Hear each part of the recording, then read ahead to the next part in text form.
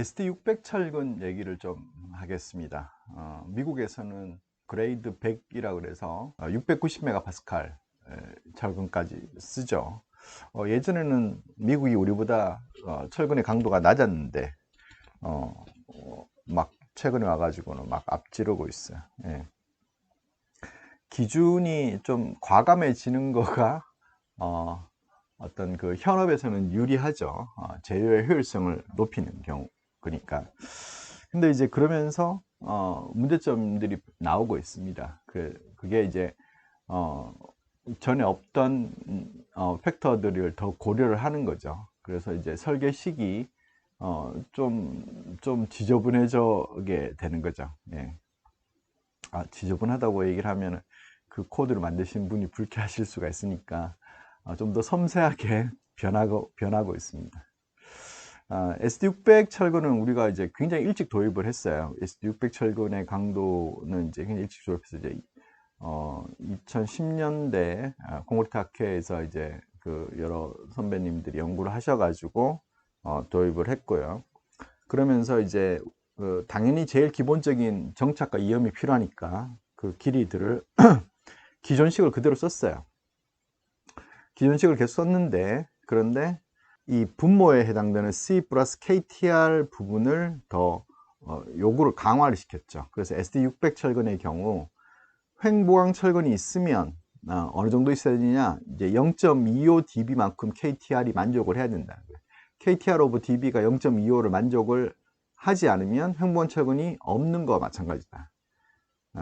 그래서 이제 그 경우는 어떻게 하냐면 이 철근 중심에서 콘크리트 표면까지 거리 또는 철근 중심 사이 거리의 반이 2.5dB가 돼야 된다는 거예요. 그리고 횡보강 철근이 있어서 KTR 값이 0.25dB가 된 경우에 C 플러스 KTR 오브 dB가 2.25 이상이 되어야지 된다 라는 거예요. 그러면 이제 이 조건이 왜 생겼냐, 이게 되어야지 이 식을 쓸 수가 있다는 거예요. 이 식을 더 개선하지 않고 더 바꾸지 않고 요 식을 그대로 쓰고 싶으면 이렇게 돼야 된다.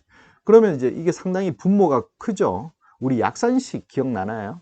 약산식은 이제 0.6으로 시작되는데 그때 6으로 되는데 그때 C 플러스 오브 KTR 오브 DB가 얼마였냐면 얘가 1.5일 때였어요. 1.5를 조건으로 약산식을 만들었는데 여기서는 뭐 2.25, 2.5 하니까 어떻게 돼요? 약산식보다 짧아진다는 거예요. 그래서 우리의 취지는, 우리 기준의 취지는 어떻게 되냐면 SD600을 쓰되 SD600을 기존 설계식으로 쓴다. 그리고 이 말은 무슨 말이냐면 FY에 비례한다 이 말이죠. FY에 비례하는데 분모 C 플러스 오브 KTR을 높은 값을 써서 어떻게 한다는 거예요? 정착 길이, 이음 길이를 줄인다는 거예요. 이해되시나요? 식이 같으니까 그 FY에 비례를 하는 것은 맞는데 그래도 분모를 높여서 최대한 그 길이를 줄인다는 거예요.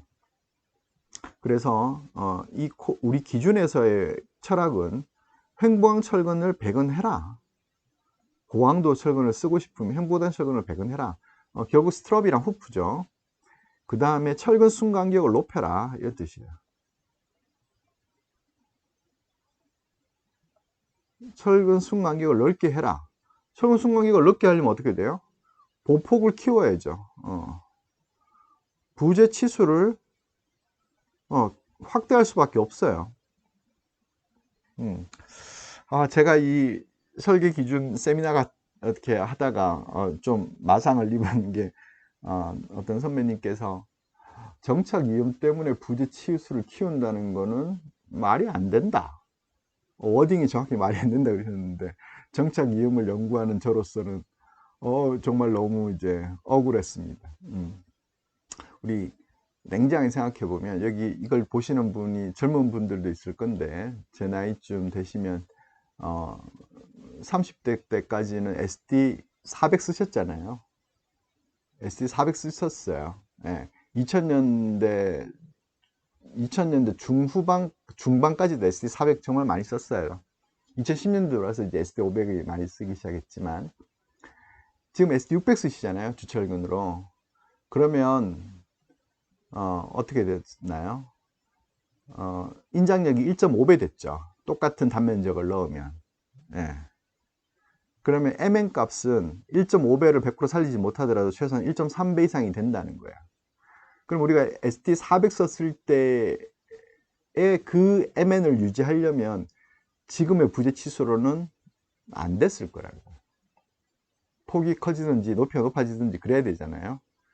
그런데 철근 강도만 높여서 부재 사이즈를 오히려 줄인다? 아니면 안 늘, 좀 이제 그렇다는 거예요. 그러니까 부재 치수가 확대될 수밖에 없는 상황이에요. 그리고 물론 이제 또 처짐이랑 균열폭 이런 문제들도 또 생기고 하니까. 그리고 이제 갈고리 철근 정착 길이에서는 횡보강 철근에 따른 0.8 저감 개수를 적용할 수 없다. 적용할 수 없다는 거예요. 그러니까 이게 이제 너무 짧아지면 뭐 횡보강을 해놔도 측면 파열 파괴가 생기고 막 이렇게 되니까 이걸 쓸 수 없다 이렇게 됐어요. 그럼 우리만 이러냐? ACI 318 25를 보면 ACI 318 25를 보면 푸사이 G라는 개수가 들어갔어요. 식은 우리랑 똑같아요. 분모에 1.1이 있는 거랑 분자에 0.9랑 똑같죠. 식 다 똑같아요.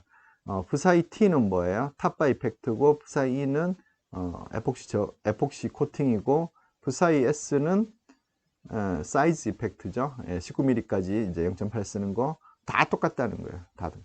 그래서 철근 강도에 따라서 FY에 비례하는 것 뿐만 아니라 푸사이 G를 넣었다는 거예요.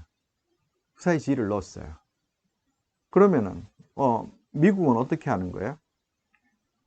고강도 철근을 쓴다. 고강도 철근을 쓸 때 어떻게 한다? 길게 한다는 거예요. 길게 한다는 거예요. 정착 길이, 이염 길이를 길게 한다는 거예요. 그러면 이제 그레이드 80이 550메가파스칼 되니까 뭐 이 사이에 우리가 SD600이다라고 하면 뭐 1.2배 정도 더 키운다는 거죠. 우리는 어떻게 한다 그랬어요? 조금 전에 했던 말이 우리는 길이를 우리는 축소한다는 거예요. 그러면 SD600을 썼을 때 우리식으로 설계한 거하고 미국식으로 설계를 했을 때 물론 이제 요것 좀 차이가 있긴 하겠지만 가장 최적으로 설계를 하면 최소한 1.2배에서 한 1.5배 정도까지 차이가 난다는 거예요. 길이가. 똑같은 식인데 그 대신에 미국은 C랑 KT 값을 줄일 수 있는 거죠. 그래서 우리의 철학은 길이를 짧게 하고 횡보강을 한다는 거예요. 정착 이연부를 횡보강을 해서 길이는 짧게, 횡보강을 넣고 길이는 짧게. 미국은 길이를 길게 이렇게 됐어요. 막 우리 기준이 틀렸을 것 같은 그런 불안감이 드십니까? 왠지 미국이 맞을 것 같은. 이번에 이제 ACI 318 2호 개정된 거 얘기를 하면서 1구에서 갈고리 철근 정착 길이가 철근 지름의 1.5 제곱에서 다시 318 14로 돌아갔다는 거 얘기 기억나시나요? ACI도 그게 물론 이제 현업에서 너무 길다라는 요구를 반영했을 수도 있고 그거가 역학적으로 맞지 않다라는 것이 증명이 됐을 수도 있어요. 그래서 제가 드리는 말씀은 ACI 318이 항상 선은 아니라는 걸 틀릴 수 있다는 거죠. 자, 그러면 이제 우리가 그게 옳고 그름은 어떻게 하냐면 다 실험으로 증명할 수는 없고 어떤 배경이나 미케닉을 따져봐야 돼요. 그냥 역학적으로 따져봐야 되는 거예요. 우리가 미국이 같이 쓰고 있는 그 식은 어디서 나왔냐면 오랑군하고 열사 교수, 브린 교수가 쓴 이 옛날 논문, 77년 논문을 바꿔서 나왔어요. 이거 예전에도 몇 번 말씀드렸는데, 여러 실험 데이터를 가지고 이 사람은 뭘 했냐면, 평균 부착 응력을 찾았어요. 평균 부착 응력. 이걸 강도라고 해야겠죠? 철근 표면 평균 부착 강도. 그래서 이 피복 두께에 관련이 있고, 그 다음에 길이가 길면 오히려 줄어들어요. 길이가 길면 줄어들고 횡보강 철근에 영향이 있더라, 이렇게 된 거예요. 그러면은 이제 요 표면 부착 응력에다가 길이를 곱하고 그 다음에 원둘레를 곱하면은 어떻게 돼요? 표면적이 되니까 이게 인장력이 되겠죠. 이거를 ASFY라고 놓고, 그러니까 힘 곱하기 면적, 힘 곱하기 면적 이렇게 한 거예요. 그리고 나서 여기다가 안전율 1.25를 넣은 거예요. 정착 위험에는 전통적으로 1.25를 쓰고 있어요. 그리고 나서 뭘 뽑아내요? 이 L에 관해서 쭉 정리를 하면 어떻게 돼요? 그러면은 이제 이 식이 나오는 거예요. 이 식이. 여기서 요 분모의 0.4 플러스 C 오버 dB는 우리가 쓰고 있는 C 오버 dB하고 같아요. 여기서 CC는 뭐냐면 이제 순거리라서 철근 표면에서부터 거리예요. 철근 중심에서 거리가 아니고, 우리가 따진 건 철근 중심에서 거리죠. 그러니까 얘는 C하고 같아요. 그리고 요 부분은 실제 우리가 쓰고 있는 거 FYT 대신에 400을 넣으면 이렇게 되죠. 이게 뭐예요? KTR의 정의이죠. 그래서 분모는 정확하게 얘와 같아요. 우리가 쓰고 얘로 표현할 수가 있어요. 그 다음에 이제 요게 우리 설계식인데, 우리 설계식, 뭐 미국 설계식하고 같겠죠. 예, 설계식이고 분모는 같아요. 분자는 어떻게 돼요? 이제 분자가 같아져야 된다. 그래서 이제 분자가 요 부분이 뭐가 같아야 되냐? 얘와 같아야 되는데 설계식이 더 안전해야죠. 그래서 이제 이렇게 돼요. 이렇게 돼야 됩니다. 그래서 이제 얘를 쭉 정리를 해보면 어떻게 되냐면 요런 관계가 나온다는 거예요. 요런 관계가 나온다는 거예요. 그래서 이거를 표현을 해보면 요거를 이제 FCK와 FY의 강도로 표현을 해보면 이렇게 표현이 되는데, 우리가 쓸 수 있는 최대 강도가 얼마예요? 70MPa이죠. 그때 FY는 이제 500이 된다. 부등호를 잘 보시면 FY가 이렇게 되니까 500보다 높은 걸 쓰면 어떻게 될 거냐. 500보다 높은 걸 쓰면 어떻게 될 거냐는 거예요. 예. 그래서 실은 이제 이 데이터에는 SD 500 정도, 그러니까 최대 이제 예전에 썼던 그레이드 80이니까 550MPa 정도가 상한이었어요. 실제로는 대부분 400MPa 위주로 이렇게 이루어져 있었다는 거예요. 그러니 이 식은 그레이드 80에도 잘 맞지 않아요. 그러니 미국에서 이제 1.25배를 한 거죠. 그러면 이제 우리는 이 CKTR을 크게 하고 미국은 길게 했는데 어느 게 더 역학적으로 적합할까? 과감하게 말씀드리면 틀릴 수도 있는데 유튜브니까 우리 게 맞다고 생각해요. 우리 게 맞다. 그게 이제 부착의 특성을 보자는 거예요. 부착의 특성은. 부착은 취성적이라는 거 알고 계시죠? 예. 우리 기준과 이제 ACI 318에서는 어떤 부착에 대한 거동 모델을 따로 만들지 않아요. 왜냐하면 그냥 실험으로 강도만 가지고 만들었기 때문에 뭐 어떤 모델을 하지 않는데, 유럽 코드 이제 FIB MC2020 새로 나왔는데, 물론 그전부터 있었고요. 엘게 하우제 교수가 이제 스투가르트의 엘게 하우제 교수가 젊었을 때 만들었던 이 모델이 아직도 쓰고 있는, 진짜 이런 거 한번 만들어 놓으면 길이. 자, 우리의 파괴 모드는 이제 스플리팅이에요.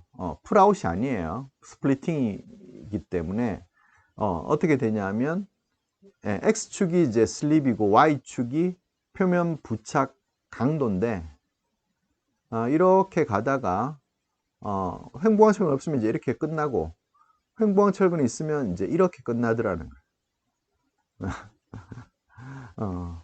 그리고 이때의 이 값이 엄청 작아요.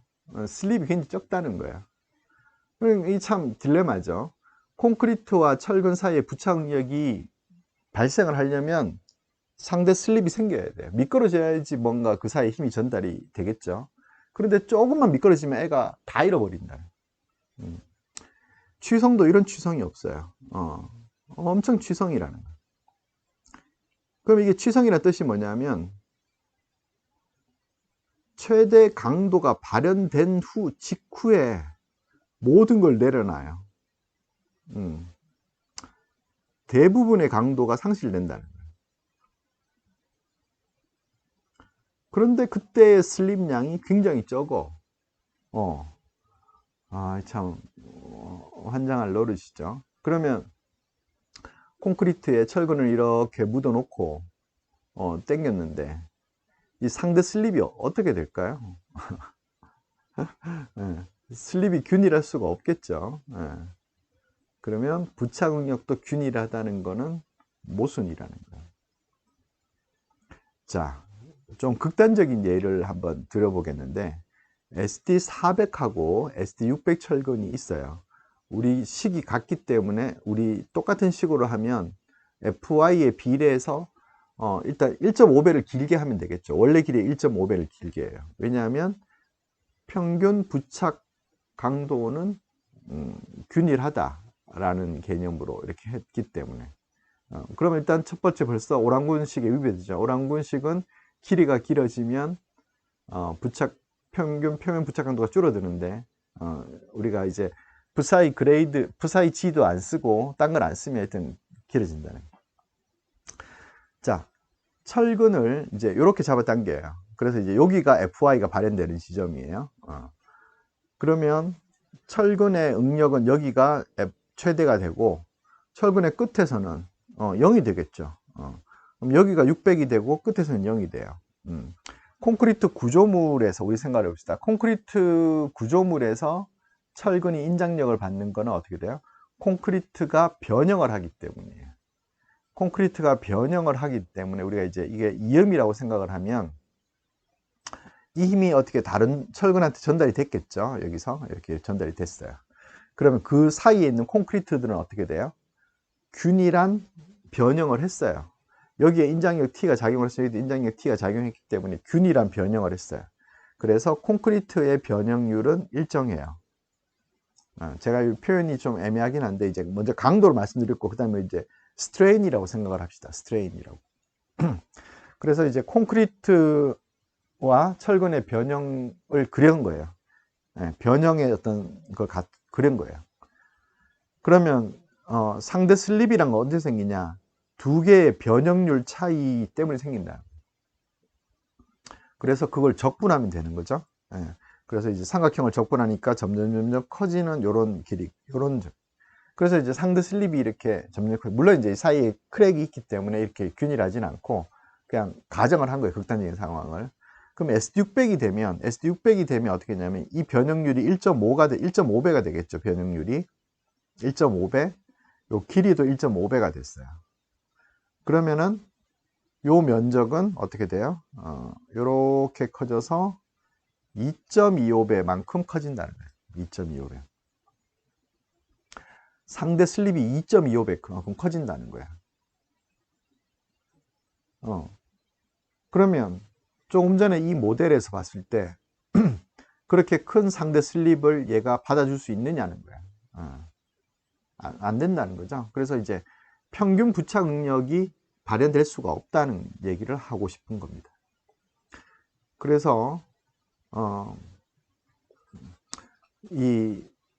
이쪽 면이 크리티컬 섹션이었으면 부착 응력이 처음에는 이제 이렇게 분포를 하다가 그 다음 어떻게 돼요? 얘가 피크에 도달해서 상실해요. 그러면 상실해 버립니다. 그 다음 단계에서는 어떻게 돼요?